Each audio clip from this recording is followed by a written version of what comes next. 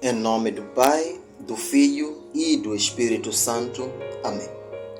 Vinde, Espírito Santo, enchei os corações dos vossos fiéis e acendei neles o fogo do vosso amor. Enviai o vosso Espírito e tudo será criado e renovareis a face da terra. Oremos. Ó Deus, que instruístes os corações dos vossos fiéis com a luz do Espírito Santo, fazei que apreciemos diretamente todas as coisas segundo o mesmo Espírito e gozemos da sua consolação. Por Cristo Senhor nosso. Amém. Glória ao Pai, ao Filho e ao Espírito Santo, como era no princípio, agora e sempre. Amém. Em nome do Pai, do Filho e do Espírito Santo. Amém. Muito bem, caros catecúmenos e amigos virtuais, estamos mais uma vez a dar continuidade ao nosso tema sobre a nossa liturgia, catequese sobre a nossa liturgia. E como nós ouvimos na última aula, ouvimos que a liturgia, ou seja, a missa, é a festa do encontro entre Deus e o homem. É na liturgia ou na missa e através dela em que o homem glorifica a Deus e Deus santifica o homem. Cristo é a nossa liturgia, por isso só seremos santos se vivermos a liturgia. Ou seja, é Cristo que nos santifica, porque é na liturgia em que celebramos os sacramentos. E como sabemos, sacramentos são sinais sensíveis que transmitem graças santificantes. E Cristo é o próprio sacramento.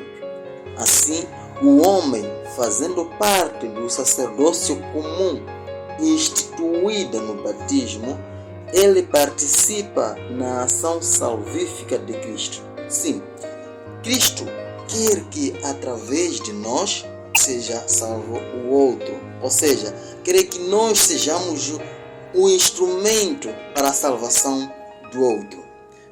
Isto só é possível se nós participarmos com zelo, devoção e, acima de tudo, participar com amor na Santa Missa. E para participar com amor, nós devemos amar. Não amar de forma humana, o amor humano, mas sim o amor divino. Amar como Deus ama.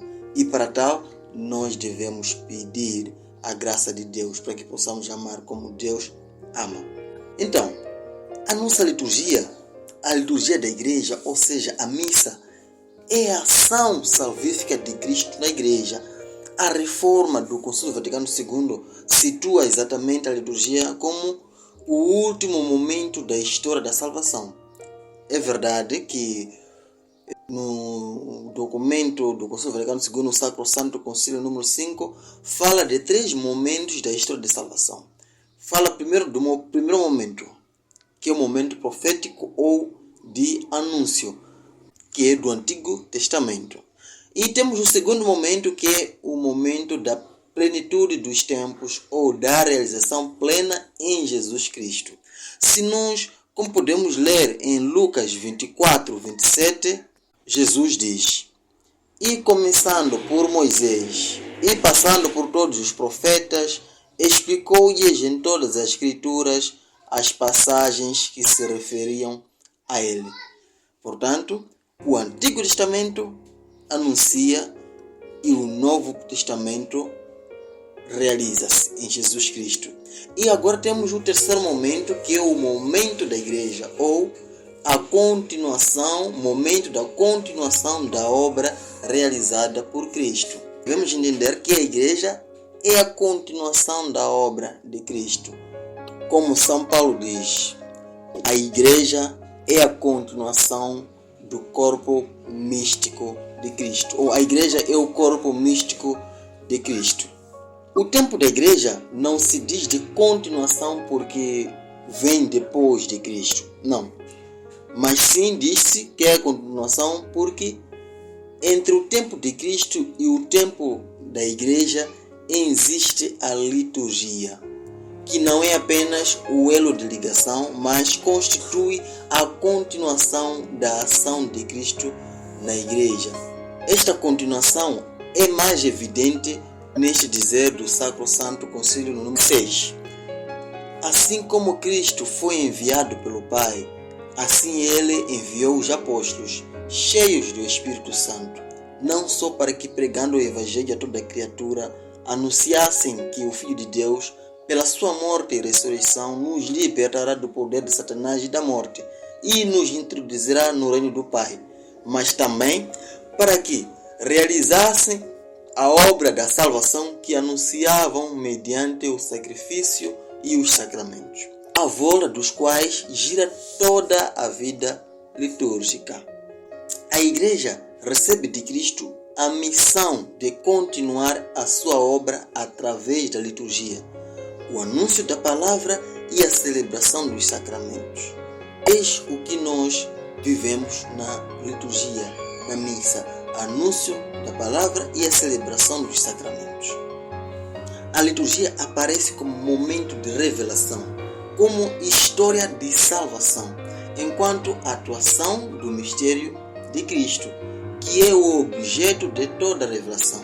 E desta forma, a liturgia dá à Igreja e também como Cristo invento de salvação, na qual o anúncio do Antigo Testamento continua a encontrar a sua plena realização. Ou seja, Cristo é a realização do Antigo Testamento e a Igreja é a continuação dessa plena realização.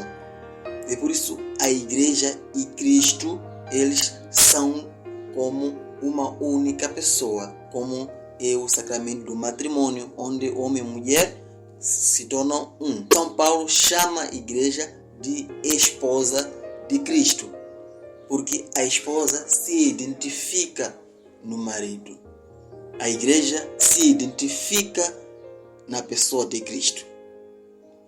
Assim diz Marcilli, a liturgia é o momento síntese da história da salvação, justamente porque engloba o anúncio e o evento, o Antigo Testamento e o Novo Testamento. Porém, ao mesmo tempo, a liturgia é o momento último da história da salvação, porque é a continuação do evento de Cristo, que é a última intervenção de Deus na história. A Igreja dá continuidade à obra de Cristo, mas esta é a última intervenção de Deus na história, porque depois disto vem o fim do tempo, a segunda vinda de Cristo. A liturgia é constituída por ações simbólicas, que têm a função de exprimir o mistério de Deus, tornando presente e operante na Igreja o mesmo culto que Cristo ofereceu ao Pai na sua vida. A liturgia torna-se, então, mistério do culto de Cristo, em virtude do sinal simbólico. E desta forma, a liturgia apresenta-se claramente revestida de natureza e de função sacramental. Os seus ritos são aquilo que para Cristo era a sua humanidade. Assim, segundo o Concílio Vaticano II, a liturgia é o exercício do sacerdócio de Cristo, na qual os sinais sensíveis significam e cada um, à sua maneira, realizam a santificação dos homens e vem exercitado pelo corpo místico de Cristo. O corpo místico de Cristo é a Igreja, cabeça e membro. Cristo é a cabeça e nós somos membro. Por outras palavras, a liturgia é a ação sagrada através da qual, com um rito na Igreja e através da Igreja, é exercida e continuada a obra sacerdotal de Cristo.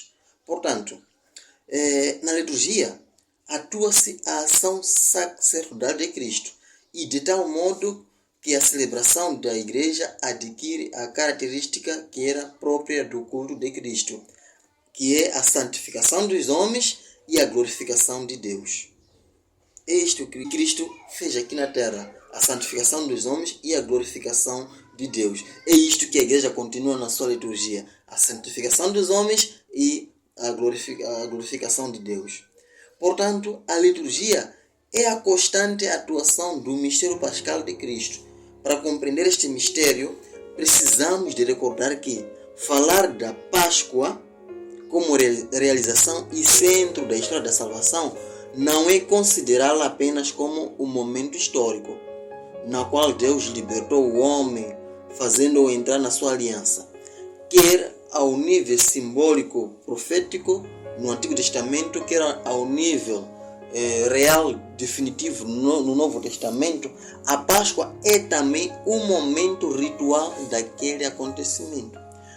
No Antigo Testamento, o rito memorial fazia regressar o povo israelita às suas origens e tornando presente a experiência do Êxodo, assim como fica claro na passagem do Êxodo 12, 26 a 27. Diz: quando os vossos filhos vos perguntarem o que é este serviço cultual para vós, vós respondereis: é o sacrifício da Páscoa em honra do Senhor, que passou ao largo das casas dos filhos de Israel no Egito, quando feriu o Egito e salvou as nossas casas. Como pode-se ver, a centralidade do acontecimento pascal foi transferida para o rito, e em volta deste rito todo Israel se reunia e dele dependia todo o culto. Também no Novo Testamento, o acontecimento pascal, o momento histórico, passa para a ação ritual, passa para o momento ritual, com a diferença: o momento ritual no Antigo Testamento tornava presente e atuante o acontecimento do Êxodo, que sempre se situava na linha do anúncio profético, da profecia e da realidade, que é o evento Cristo. Anunciava de forma profética a realidade, que é a realização em Cristo. Enquanto que o momento ritual no Novo Testamento torna presente e operante o momento histórico, isto é, a própria pessoa de Cristo situa-se, portanto, a nível da realidade, está a realizar-se naquele exato momento. Porque vejamos, Cristo é a verdadeira Páscoa, que realiza plenamente a Páscoa de Israel. A Páscoa de Cristo é o acontecimento fundador do culto cristão. A liturgia, neste caso, o culto cristão, o culto da igreja, a missa, é a atuação do mistério pascal de Cristo. A obra salvífica de Cristo é introduzida no plano cultural e realiza-se através de sinais do culto. Os celebrantes entram em contato com aquele acontecimento pascal realizado por Cristo, tornada presente e operante através da ação litúrgica, através da liturgia. Dirá Odo Cazzel: somos contemporâneos de Cristo. Na liturgia, nos tornamos contemporâneos de Cristo, ou seja, nós trazemos aquilo que aconteceu há 2000 anos para o hoje. Então, os sacramentos constituem a Páscoa. Todos os 7 sacramentos constituem a Páscoa, já que a Páscoa é sinônimo da salvação.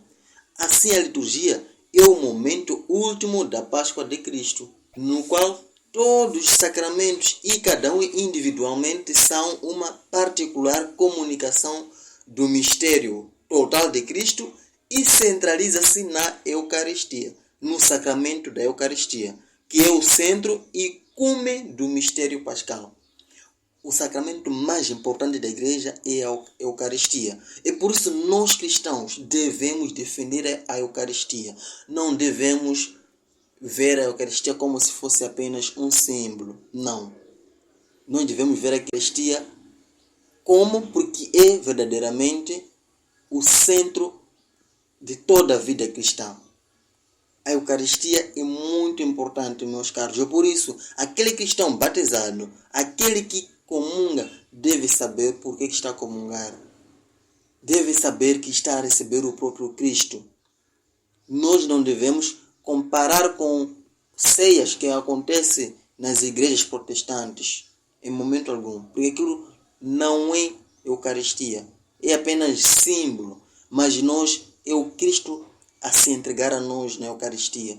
Nós comemos verdadeiramente do corpo e sangue de Cristo. E logo todo cristão tem a obrigação de receber claro, em estado de graça, sem pecado mortal, e também deve defender, porque tem havido muitos ataques nas igrejas e a primeira coisa a ser profanada é a Eucaristia. Então nós cristãos devemos defender a Eucaristia, mesmo que derramemos sangue.